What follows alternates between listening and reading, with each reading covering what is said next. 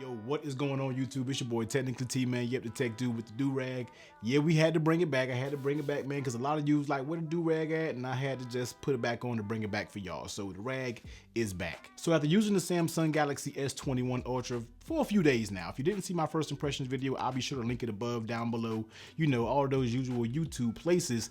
It's kind of hard not to compare it against the iPhone. We're going to be straight up. Now, I've always said that you should never compare both of these phones together because iPhones are iPhones. They do what they do, and Samsungs are Samsung devices, Android devices, and they do what they do. But with usually the iPhone being my daily driver, it's very hard to pick up a Samsung phone and automatically wish that you had some features of Samsung, of Android into an iPhone. So here it is, man. I'm gonna give you 4 features. I couldn't think of 5. I was trying my best to think of 5 because 5 just kind of fits a little bit better than 4 in a video. But I got 4 features that I want to see the iPhone steal from the Samsung Galaxy S21 Ultra. Let's go ahead and get into it. So the first thing that I would love to see improved on the iPhone, now it's not bad, don't get me wrong, it's not a bad thing when it comes to it, but the iPhone display is very good, but the Samsung display is the absolute best. Now every year after year, everybody on the internet always says it, that the Samsung does have the best displays,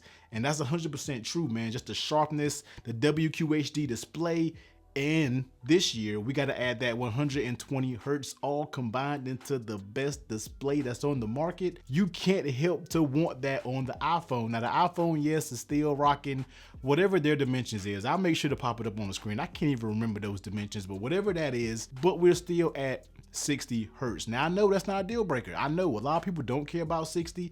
The iPhones and iOS run crazy smooth just on that 60 hertz.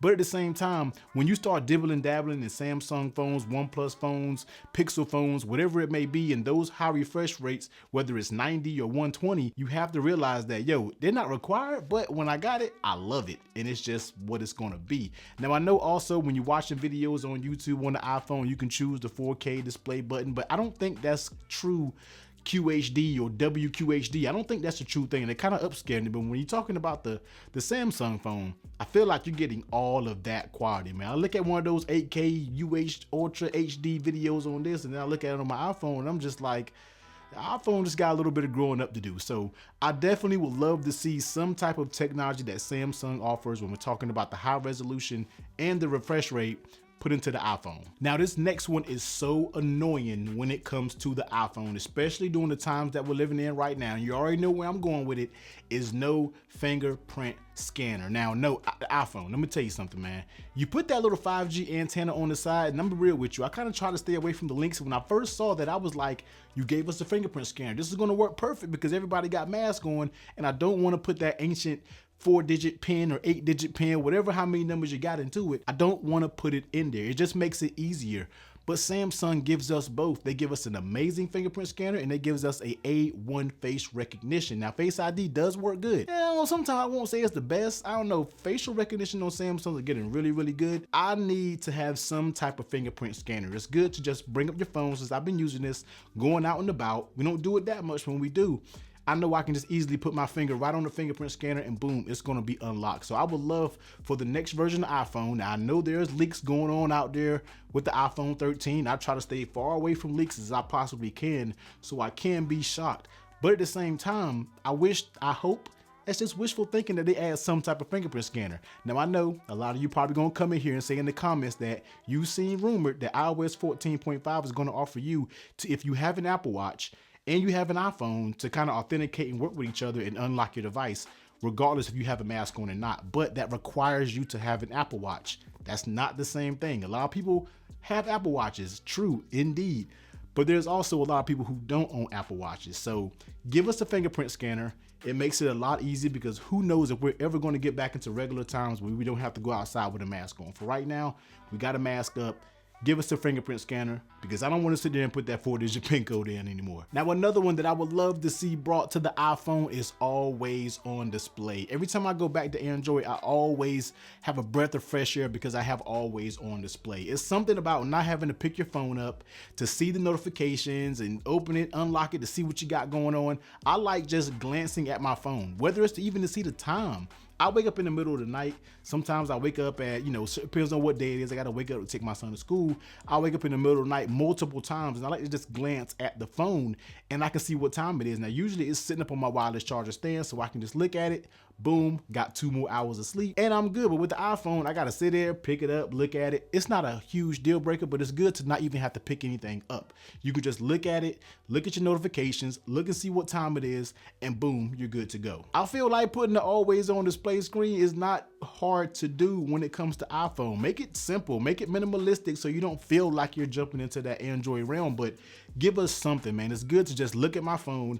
I'm looking at it right now. I see I have a Facebook, WhatsApp, email, and I got 5 others that I can open up and see what it is. And that's good just to have a glance, just to look at it. It's not gonna hurt your battery life. It keeps it real dim. It does what it need to do. So iPhone, please, please. I'm pretty sure a lot of us out there would like it. I know, Apple users probably feel like we don't need it, but Apple users usually don't know what they need until Apple gives it to them. And I can guarantee if they would get a dose of the always on display, they'll love it. So please, please add it always on display. And last one that I would love to see, and this is something that you don't realize that is so bad on iPhone until you go to an Android, and that is the notifications panel. Now, when you look at an iPhone notification panel, I know a lot of people said they started to group them, it got better with iOS 13.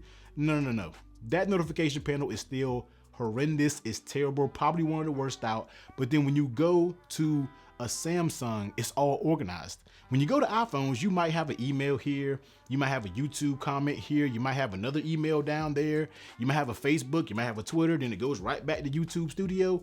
No, when you go to a Samsung, it's all organized. It's not all jumbled all over the place. It's just email, Facebook, WhatsApp, GroupMe, whatever you have all grouped together. Makes it real neat, real organized, nice to see. But when you come to that iPhone, it's terrible. I absolutely hate it.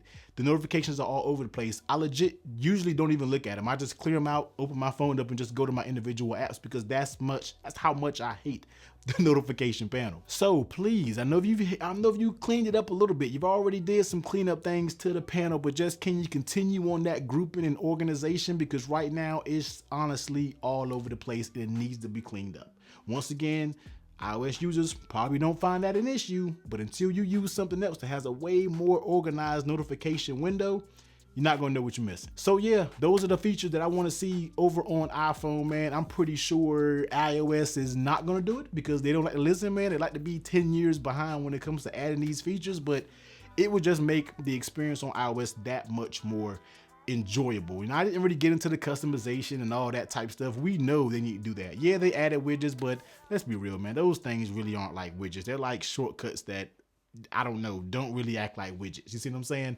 So, of course, those type things I would like to see. And I'm pretty sure there's some other things that iOS can add as well when it comes to the iPhone. So let me know in the comment section down below, what are some features that I missed that you would like to see in iOS 13, in the new iPhones, whatever it may be. But Technicallytee, I'm about to get up out of here, man. Everyone, please be safe. Hit that like button if you rock with this video.